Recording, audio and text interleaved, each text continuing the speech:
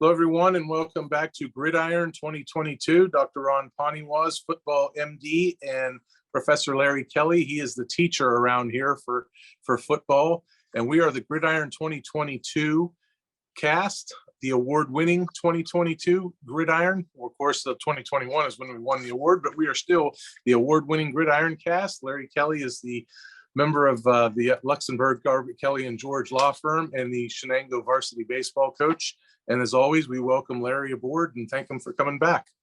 I must not be a very good teacher because I've been trying to teach you for the last 5 years, and I'm not so sure you've learned a lot. Truth be told, you're the same guy you were 5 years ago. You still wear this Patriots gear. They stink, but I'm working on it. I'm doing my best. I'm gonna blame myself. If I can't make you a better student, then it's on me. But you guys are getting a little better because you're 4 for 4 on Athlete of the Week. And we're here to talk about it this week. Lincoln High School Wolverine. First time since we've been doing this program that a Lincoln High School Wolverine has been Athlete of the Week. All right. And he is referring to Elijah Palmer-McCaine, 6 foot, 200-pound sophomore running back. And Elijah Palmer-McCaine had 32 carries on Friday night for 231 yards and 3 touchdowns. Touchdown runs of 63, 8, and 20 yards. He also caught 2 passes for 49 yards in an 18-13 win over New Brighton on Friday night for Ellwood City Lincoln. And Larry, just what's your thoughts on the numbers that you hear? Listen, fabulous. It's a second win for the Wolverines this winter, this season. And this young man had a great game, averaged almost 8 yards a carry on the ground, caught 2 passes for 49 yards. It's 25 yards a completion in a close game. Again, it's one thing to run for 230 yards and pile on another 50 yards in a blowout. But the Wolverines needed every one of those yards in an 18-13 victory against New Brighton, their second win of the year. They're making progress, and what a great outing. And again, correct me if I'm wrong. I think this is the first time since we've been doing the podcast, and it's been at least 5 years, that a young man from Lincoln High School has won the award. Well, you more than likely are correct, because remember, they snapped a 27-game losing streak this year, and that spanned about 2.5, 3 seasons. So yeah, I don't see that being incorrect, Larry.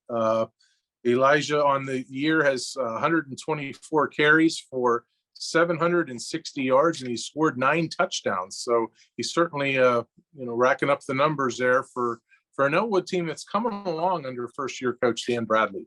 Well, this Coach Bradley knows how to win. He's bringing with him some coaching pedigree.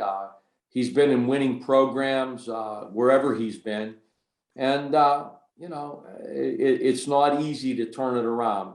But it looks like the Wolverines are doing that. And Mr. Palmer-McCaine is only a sophomore. He's 6 foot, 200 pounds, and he's only a sophomore. So this young man has a bright future. If he gets a little bigger and stronger, he could be a real force before his high school career is over. Sure. Ellwood City is now 1-3 in the Midwestern Conference and 2-5 overall. So Ellwood City has certainly come around since what they have in the last couple of years. And Elijah Palmer-McCaine is a big reason why. And he's just a sophomore. So he's certainly one of the guys that they can build around. And how key is that for a program, no matter what the sport, to have a key piece like this, especially at such a young grade? It's important in high school football. It is very, very difficult for one player to dominate a football game. Unlike basketball, you can have one player on the court who can dominate the game. In baseball, the pitcher can dominate the game, but that's very difficult to do in high school football. However, it looks like this young man might be that type of guy who can dominate the game. I'm sure he plays on both sides of the ball. He not only rushed for 230 yards, but as a team, Ellwood rushed for over 300 yards against New Brighton. So they have it going, and it looks like they have more than just Mr. Palmer-McCaine racking up those yards and, racking up the type of rushing offense that I believe is important to win high school football games. Okay, that is our athlete of the week, Elijah Palmer-McCaine of Ellwood City, Lincoln. There's one thing I learned growing up around here. People should look out for each other, be friends and neighbors that you can count on. So it bothers me when people who are hurt in automobile accidents get bullied by the insurance company. I don't let bullies run over my clients. I do what I was taught growing up. Step up, stand up, and speak up for those who can't. I'm Larry Kelly, and I'm a Newcastle guy.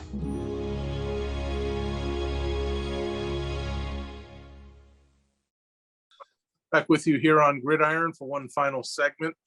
And with sports, doesn't matter what sport you're talking about. If you're into the adult part of sports, the grown-up stuff in terms of sports betting, there's always props that you can look into. Coach of the Year, it would be one of them. So how about, Larry, we talk about the Lawrence County football coaches, something that we don't generally do here in terms of a quote-unquote Coach of the Year. Now, we'll leave the juice out of it in terms of who's a favorite, who's an underdog, that sort of thing. I'm going to give you 5 coaches. I'm going to read over, where they're at, maybe just a little bit about their team, and then you can comment what you have to say. First off, we're going to start. We'll do these in alphabetical order by school. Ellwood City, Lincoln, 1-3 in the Midwestern Conference and 2-5 overall. This is Dan Bradley's first year, and a lot of times people will say, Ron, they're 2-5. They're 3 games under 500, and you're going to mention him for Coach of the Year. Well, first of all, his resume is they snapped a 27-game losing streak this year. They've won multiple games now this year. They're playing more competitive football games. So, Dan Bradley, your thoughts, sir, on Dan Bradley and the state of Ellwood City? He's got it going in the right direction. 27-game losing streak.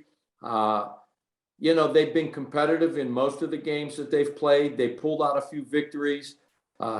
He has some players to work with, which is always the litmus test. You can't win without players. And he's a worthy candidate. No question about it. He's a worthy candidate. He walked into a job that not a lot of people were lined up for. Yeah. And it looks like, he's getting it turned around, and it doesn't happen overnight. But he's moving in the right direction. I give props to that man. He's turned things around at multiple schools, most recently at Our Lady of the Sacred Heart, and had them in the playoffs with an above 500 record, much over above 500, I might add. Laurel, led by Brian Cooper, 3-0 in the Big 7 Conference, 5-1 overall. Now they have 6 games played, whereas a lot of schools, every school just about has 7. They had a bye week in the middle part of the season. Laurel is tied for first place in the Big 7 Conference with Southside Beaver. So your thoughts, Larry? You talk about a coach that has it moving in the right direction. Wasn't it just 2 years ago that they missed the playoffs?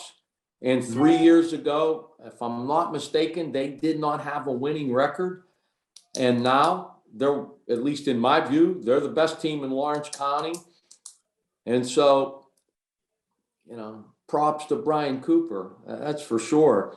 Again, I'm almost certain that 3 years ago, they did not have a winning record. They struggled mightily. 2 years ago, they just missed the playoffs, maybe on the final week of the season. Last year, I thought they were one of the best teams in the WPIAL, and they are again this year. So Brian Cooper knows how to coach them up. There's no question about that. Right. Yep. He has seen the movie before, as you like to say. No, and knows how it ends. Mm-hmm. Absolutely. Sure. Absolutely. Okay. Here's an interesting one. Mohawk, Tim McCutcheon. The Warriors are 2-2 in the Midwestern Conference, 2-3 overall. And while they're just a tick under 500 for overall, remember, keep this in mind, that they had a couple games canceled because of the hazing scandal. And, for a good couple weeks there, everybody was wondering, are we going to see a football game, held at Mohawk or contested by Mohawk this year? And here they are. The first game didn't go so well. That was against Laurel. But they've won, couple games here and there, and we're competitive in that game against Riverside earlier in the season. Yeah, listen, it had to be very difficult for him to keep his team together, to get them to start playing at a high level when maybe the three most important weeks of the season could be your first scrimmage, your last week of practice, your first scrimmage, and then your first game. And all of those were interrupted. He didn't have a scrimmage. He didn't have the first two games. And now all of a sudden he has to step into a season against teams that have had all of that. So I give him a lot of credit. He's a good coach. Don't we know that? I mean, 2 years ago, Mohawk had a really, really good season. Last year, I think, if I'm not mistaken, they were right in the playoff hunt to the very, very end. And I know they got beat up by Beaver Falls last week, but Beaver Falls is maybe maybe the best team in the WPIAL in that classification. So props to him and his staff. Not easy. Not easy. Yeah, they made the playoffs last year, and I believe even won a postseason game to advance to the next round, and were knocked out. I don't think the game was very close in that second round, but then again, the competition certainly stepped up in that round of the playoffs. Neshannock, led by Fred Mazzacco, 3-1 in the Midwestern Conference, 6-1 overall, and injuries are a part of football, Larry. Part of any sport, really. And then they have to deal with Peyton Wheat, the whole adage of next man up, and they've had a lot of kids run that ball and run it well. Matt Ionilli, Patrick Ardrow's doing well, Johnny Huff. It doesn't matter who's carrying the ball, as long as those linemen are blocking for them and blocking well, they're winning football games in impressive fashion too. Well, listen, Freddie Mazzacco's a Newcastle guy through and through. And he got a bunch of Newcastle guys on his staff. Coach Bonjovingo is on that staff, junior. Now, his dad was on the staff for a while. Pat Kane is now on that staff. Mark Hass and Matt Mangino, they have a culture developed out there. They have tough kids. That's a good program. And year in and year out, they're going to be competitive. Year in and year out, because they've developed the culture, the winning culture. These young men are tough, and they do what's necessary in the off season to win football games. They're in that weight room. They got it going at Neshannock. No question about it. You want to know how to do it? Go watch Neshannock High School football, and you'll learn how to get it done, because they do it the right way. And Coach Mazzacco, he's the leader of that program, and now has been for several years. And I got a lot of respect for what they do and how they do it. And so I would, from what I'm reading in between the lines, you're probably going to make a pizza money bet on Fred Mazzacco for Coach of the Year. I mean, the Newcastle guy angle kind of looks like that's the way you want to go. Yeah, we got one more guy to talk about, Larry. And before we get your answer, Union High, Kim Needballa, first year, 2-1 in the Big 7, 5-2 overall, lost to Canton in the first game. They were a 3-time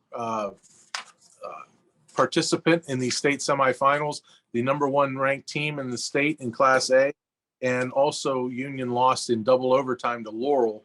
So those are two very good football teams to lose to, and they were in both of them, one double overtime and the other by, I believe, 13 points, but it was a one-score game, middle of the fourth quarter. So that's not too shabby for Union.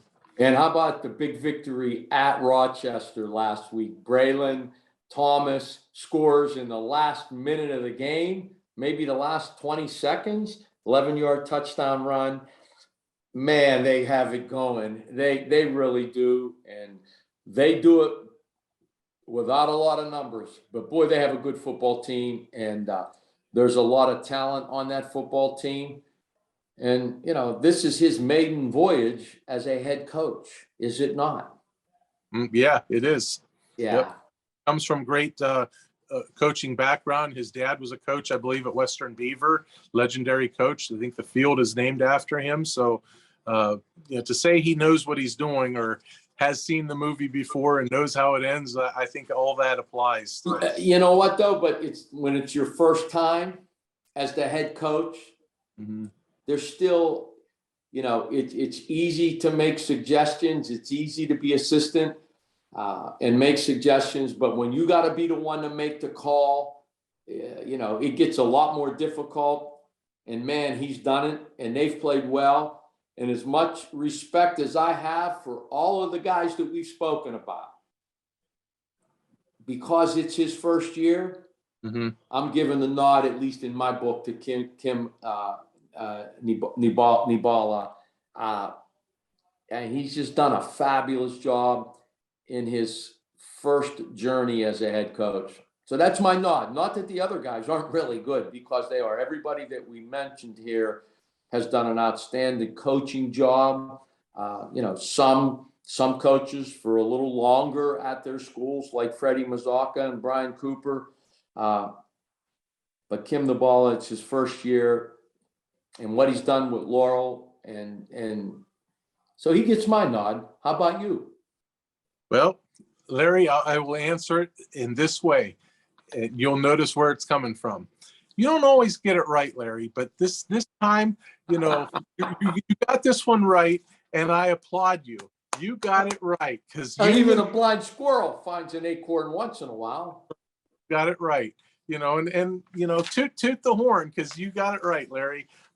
Great job by you. However, as you mentioned, Fred Mazzocco, doing a great job. Really, there's no way you can go wrong with any of these guys. If you can go wrong with any of them, I get it, Dan Bradley, because they're under 500, but you have to take into consideration where that program has come from. But really, you can't go wrong with any of these guys. Laurel's competing for a conference championship and has a big game Friday night against Southside. Mohawk is right in the playoff mix, and they could probably get possibly up to third place when it's all said and done. Nishannick competing for a conference title in AA. Union, with upsets, with the right amount of upsets, could possibly find their way in there somewhere. So really, I don't think there's a wrong answer, but I think that if you have to pick one, you got it right, Larry. Congratulations. Well, thank you. I mean, it's his first year, and man, they're playing really, really good football, and they're exciting to watch. But listen, there's coaching pedigree in Lawrence County. I mean, these guys, every guy, Brian Cooper and Tim McCutcheon, Freddie Mazzocca, Kim Nibala, Jimmy Graham from Shenango. There's coaching pedigree here. These guys know how to do it, and they do it right. And they really, and we didn't even mention Brandon Fillion from Wilmington, who, I mean, come on. There's coaching pedigree. And the parents of these young high schoolers that play football for these men, they should be really grateful, because I know how much time it takes to develop a winning program, a winning culture. But more importantly, your job, at least in my view, as a high school coach, is to develop winning young men in life. It's not all about winning games, and it shouldn't be. I told you the story last year not this past year, but last year after I won the WPIAL championship. In my exit interview, the school board at Shenango said, "How do you think you did this year?" And my response was, "It's too early to tell. This isn't about winning baseball games or championships. I should be judged 5 years from now. Did the young men who I've coached, have they graduated from college? Have they become productive citizens in our community? Are they good men? Are they good people?" That's how all of these coaches should eventually be judged. And I know most of these guys personally, and they do all of that. And at the end of the day, that's what it's all about. Did you develop character traits? Did you develop self-discipline? Did you develop mental toughness that will allow the young men who are under their tutelage to be successful, not only on the football field, but in life, more importantly, in life? And I think all of these guys are coaches of the year when it comes to that fact. Yeah, and last week when I was talking to Coach Needball about Rochester, about his upcoming game, when I asked him, what's your thoughts on Rochester? What have you seen on film from him? And he immediately said, they're the same Rochester team that they have been for the last 30 years. So that tells you that way back when he was young and watching film, probably with his dad or whomever, he's had a lot of Rochester, hammered into him, and then watching them again, granted, they're a new team this year, different set of athletes, but they're the same Rochester team. They're athletic, they're well coached, they're disciplined, they get after it. And he knew it was going to be a tough game. And I think he even pretty much acknowledged without saying it, this one's going to be tight. It's going to be down to the wire, and points will be at a premium. I mean, without saying any of that, he pretty much could read the writing on the wall. And you also touched on Brandon Fillion. I'm glad you brought Brandon Fillion up, Larry. Let me ask you a question about Newcastle basketball, being that you used to be the 9th grade basketball coach. Did you ever have a year at Newcastle where it seemed as though when you were going to the locker room that the kids struggled to score points in the first half, maybe 10 points for a half or 18? It just didn't seem like you guys could get over the hump, and the scoring came a little better in the second half. Did you ever experience something like that? It happened in the state championship game in 2014. We scored 16 points. That was a team that was averaging almost 80 a game, and we scored 16 points. But we found it in the second half, and yes, we got it done. And even though we struggled mightily to score points in the first half of the game, you might remember that score was 16-15. Well, actually, I was asking about your 9th grade team, being that you're a ninth. Oh, absolutely. Been there too with them. Sure. We've been there. And you try to make adjustments. You try to get back to what you talk about every day in practice, and get the kids. A lot of times it's just a matter of, let's loosen up. Let's play a little looser. Let's try to create some points from our defense, little stuff like that. But sure, anybody that's coached at any sport has been through that. The reason I ask is because Wilmington is now 3-4 overall. They are 2-2 in region play. And even though last week's game against General McLean was a non-region game, in the 4 region games, we'll keep it at region games for right now, in the first half of region play this year for Wilmington, they have been outscored 76-0. So you're going into the locker room with a goose egg on your side, and there's a deficit of some sort. And out of those 4 region games, they've still found a way to win half of them, 2 out of the 4, and mainly with fourth quarter comebacks. So Larry, I guess the long question short is there anything psychologically that you could do as a coach, and maybe just before you go out, you just put a big number 3 on the board and say, the scoreboard's going to say quarter 1. Look here, this is 3. Just go out there and pretend like this is quarter 3, and let's start from there. Well, that's a good question. I don't think you can do that. I think if any coach had an answer for slow starts, he'd be speaking at every coaching conference in the world, because I don't know why that happens sometimes. It's hard to say. Getting back to Newcastle basketball, we used to talk about, look, this warm up before the game is important. You should be in a full sweat when they tip it off to start the game. Maybe that's the issue. Maybe why aren't you ready to play? Well, maybe you didn't. Your warm up wasn't good. It's a little different in football, but maybe it isn't. I'm not a football coach, but if we did have a struggling start, a lot of times Ralph would say, look at your warm up. Look at your warm up. Your warm up wasn't intense. Your warm up wasn't at full speed. And, hence when the ball tips off, you're not ready to play. So I wish I knew the answer to that. It's not that simple. Why some teams are slow starters. It happens in the professional level. Our Pittsburgh Steelers, not only this year, last year, how many touchdowns have we scored in the first period of a game? Not many. Last week.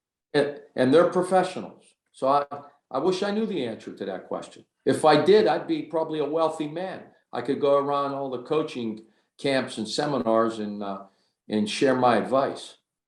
Yeah, and last week for the Steelers against Buffalo, but last week for Wilmington against General McClain, as I mentioned, that was non-region, and they were blanked in that game too. I believe 14-0 in the first half, and they rallied and took a 19-15, 19-14 lead, something, but they lost 22-19. They are a dangerous team, Wilmington. Their record isn't what it normally is, but they have 2 games left. Slippery Rock this week, and I believe Grove City the following week. And I think, if memory serves me, they've got to win one of them. And I don't know if either team that they're playing the rest of the way is a AA school. I think they might be AAA. Here's the problem with Wilmington, and it is so un-Wilmington-like. They got outgained on the ground against General McClain 245-86. When have you ever known the Wilmington Greyhounds not to be able to run the ball effectively and consistently effectively? And that's their problem this year. And I don't know why. I haven't seen their games. I'm guessing they got young players on the offensive line. But New Wilmington doesn't get outgained 245-86 on the ground. That is, if anything, is the most telling statistic about their season. That's it. And it's been this way the entire year, and it's so un-Wilmington-like. They own the line of scrimmage on both sides of the ball. They own it, and they've owned it for the past 5 years. This year, they're struggling.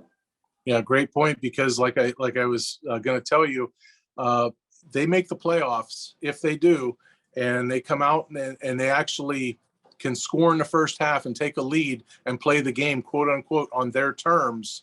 That's going to make them dangerous, because like I say, they've been playing from behind the whole year. You play from ahead, it could be a whole different ball game. Sure, but they're not going to win if they can't run the ball and stop the run. That's who they are. That's their staple. That's what's made them a championship team. For how many years in a row? They've owned District 10, went to the state championship game 3 years in a row. The ability to control the line of scrimmage. If they can't do it, it's not going to be a long run in the playoffs. It's just not. That's high school football. That's what it's all about. And nobody knows that better than Coach Fillion at Wilmington. Nobody, because that's been his secret. All right. Very good, sir. Very good set of topics here. And Larry Kelly, great job on your end. We appreciate everybody for joining us here this week on Gridiron. If you have an opinion on Coach of the Year, who's doing well, you want to contact us, tweet at us on our Twitter handle, or send us an email to ncsports@ncnewsonline.com. Love to hear who you feel is a Coach of the Year. Playoffs are right around the corner. They'll be starting here in a couple weeks. Pairings meetings on the horizon. So best of luck to our student athletes, coaches, as they get ready to take the field this Friday night. All games are Friday. There's 8 of them. Best of luck. We will see you back here, right here on Gridiron next week. As a veteran, I fought for our ideals. That we are a nation of laws, that the laws apply to everyone, and that no one is above the law. So if you've been hurt in an auto accident, I don't think you should be pushed around by some insurance company. Not on my watch. I'll work hard to protect your rights. I'm not afraid to go to trial, and I've never run from a fight. I'm Chuck Garbett, and I'm proud to serve the people of Lawrence County.